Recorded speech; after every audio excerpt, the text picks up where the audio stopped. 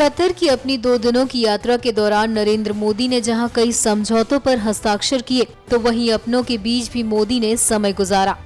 इस दौरान मोदी ने भारतीय समुदाय को संबोधित भी किया। भारतीयों की प्रशंसा को लेकर मोदी ने जो बातें कही, उसे सुनकर आपका सीना भी गर्व से फूल जाएगा। भारत और कतार के संबंध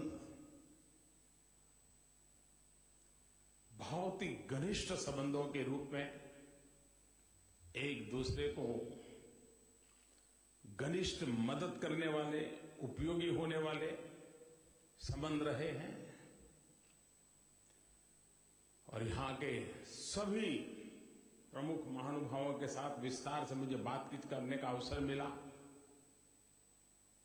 यहां के पर रहने वाले भारतीय समुदाय के प्रति वो जो गौरव महसूस करते हैं, अपनापन महसूस करते हैं, वो उनकी हर बात में झलकता था। किसी देश के शासक जब मेरे देशवासियों की इतनी तारीफ करते हो, तो आप कल्पना कर सकते हैं मेरा सीना कितना फूलता होगा। कतर ने अपने 2 दिनों की यात्रा के दौरान मोदी अपने लोगों यानी भारतीय समुदाय के सामने थे। मोदी के लिए ये मौका जहां अपने लोगों को सरकार की उपलब्धि बताने का था, तो वहीं देश की सबसे बड़ी समस्या का समाधान भी बताने का था। मोदी ने कतर की भूमि से भ्रष्टाचार को लेकर विपक्ष पर चुटकी ली और उदाहरण देकर आलोचना भी की। सुनिए आप भी। घर में बच्चे को मिठाई खाने का शौक हो,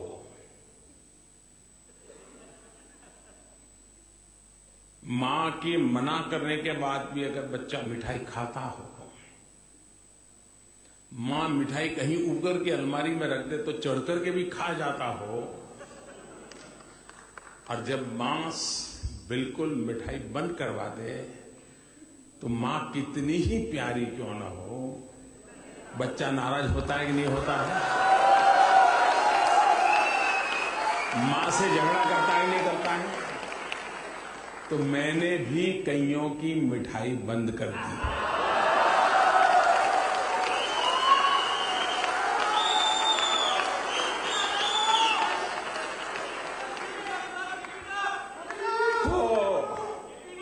मुझे भी तो थोड़ी तकलीफ पड़ेगी, लेकिन इस तकलीफ को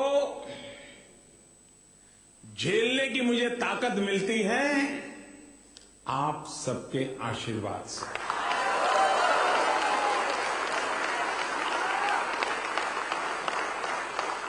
125 करोड़ देशवासियों के प्रेम के कारण, और उसके लिए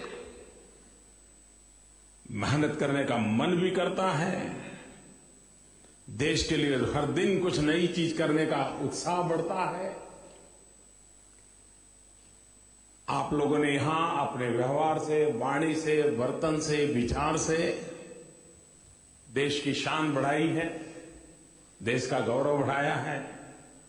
मैं यहां पर रहने वाले आप सबको हृदय से बहुत बहुत बधाई देता हूं। मेरी शुभकामनाएं हैं। भारतीय मूल के लोगों की लगातार तालियों की गड़गड़ाहट के बीच मोदी ने सरकार के अच्छे कामों की जहां चर्चा की, तो वहीं भ्रष्टाचार से बचाए करोड़ों रुपए भी लोगों को गिनाए। आप भी मोदी सरकार के द्वारा भ्रष्टाचार पर लगाम लगाने से बचाए रुपयों के आंकड़े को जानकर चौंक जाएंगे। सुनिए जरा नरेंद्र मोदी की जुबानी भ्रष्टाचार की काली कहानी। हम जानते हैं, हम 5-50 हिंदुस्तान के लोग इकट्ठे हो जाएं तो हमारी बातचीत के प्रमुख विषय क्या होते हैं। अगर क्रिकेट की सीजन हो तो क्रिकेट, फ्राइडे हो तो नई मूवी, और अगर दोनों नहीं है तो हम लोग तो है ही हैं।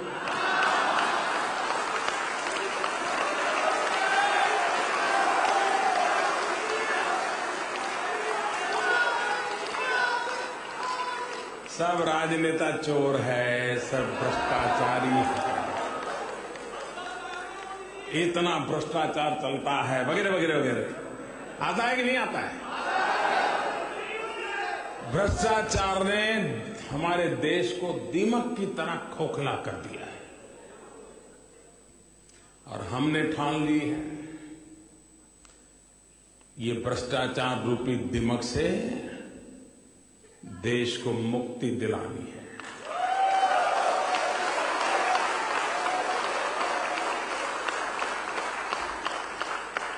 और कैसे होता है? कुछ बातें तो ऐसी हैं जो मुझे भी सरप्राइज है। आपको तो क्या होता होगा भगवान जाने।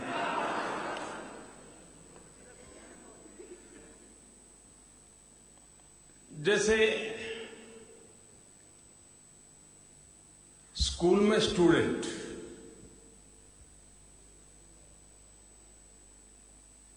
अब बहुत सीधी सादी समझ है आपकी, क्या उसमें कोई करप्शन हो सकता है क्या? आप भी नहीं मानोगे, सोचा नहीं होगा ना।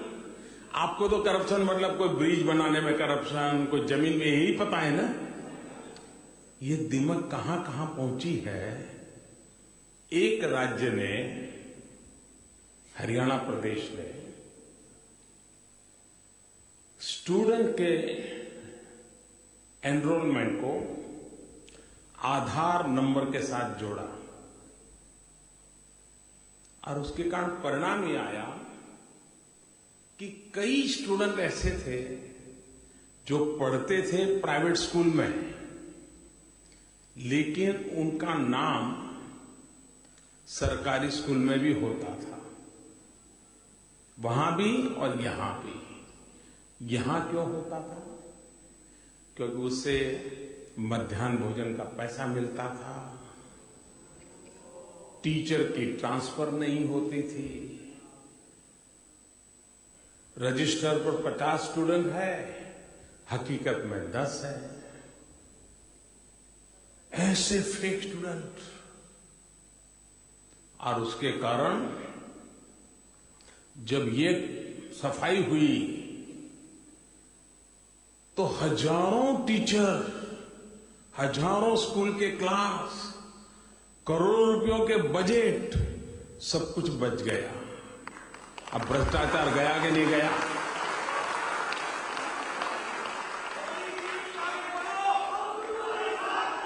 हमारे देश में राशन कार्ड का बड़ा महत्व है, क्योंकि उसके साथ कई चीजें, रास्ते खुल जाते हैं। अभी तो हमने सतही किया है, कोई ज्यादा अजीब बारीकी तो अभी चल रही है। जो सतही काम किया, ऊपर ही, उसमें करीब, आप चौंक मत जाना, ये मैं सतही बोल रहा हूं, पूरा होना अभी बाकी है। 1,62,00,000 1,62,00,000 फर्जी राशन कार्ड हाथ लगे। अब उनको सस्ते में चावल जाता होगा, सस्ते में गेहूं जाता होगा, केरोसिन जाता होगा, अरबों खरबों रुपये जाते थे, बच गए। रसोई गैस, आप लोगों को मालूम होगा, हिंदुस्तान में रसोई गैस का कनेक्शन के लिए लोग पूछते थे, यार किसी नेता की पहचान है क्या, किसी से परिचय है क्या, जरा पहचान करवा दो। तो और एक जमाना था, बहुत पुरानी बात नहीं कर रहा हूं, पार्लियामेंट के मेंबर को 25 गैस कनेक्शन की कूपन मिलती थी, 25, और वो फिर अपने इलाके में लोगों को ऑब्लाइज करता था कि आपको गैस कनेक्शन, चलिए ले मैं एक कूपन देता हूं। 25, एक एमपी को 25 कूपन मिलती थी।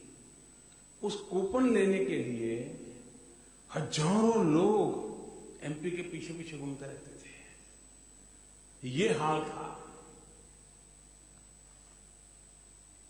हमने पिछले 1 वर्ष में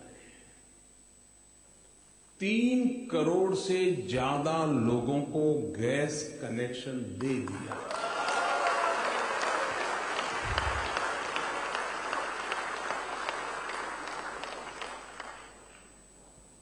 पहले सब्सिडी सिलेंडर जो पहुंचाता था उसको मिलती थी, हमने वो बदल कर दिया।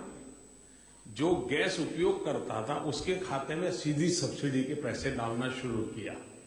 ये दुनिया का सबसे बड़ा डायरेक्ट बेनिफिट ट्रांसफर स्कीम है, दुनिया की सबसे बड़ी। Guinness book of world record में इसको स्थान मिला है। लेकिन परिणाम क्या हुआ? जब हमें देने लगे तो 3 करोड़ से ज्यादा लोग लेने के लिए आए ही नहीं। मतलब 3 करोड़ से ज्यादा लोगों का कहीं इधर उधर चला जाता होगा। आपको हैरानी होगी, ऐसे छोटे छोटे कामों के द्वारा अब तक, और ये मैं सत्य ही बोल रहा हूं, अभी तो बाकी है,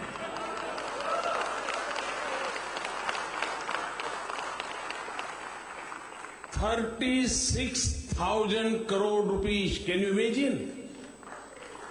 36,000 crore rupees per year leakage होता था, चोरी होता था, उसको बचा लिया है।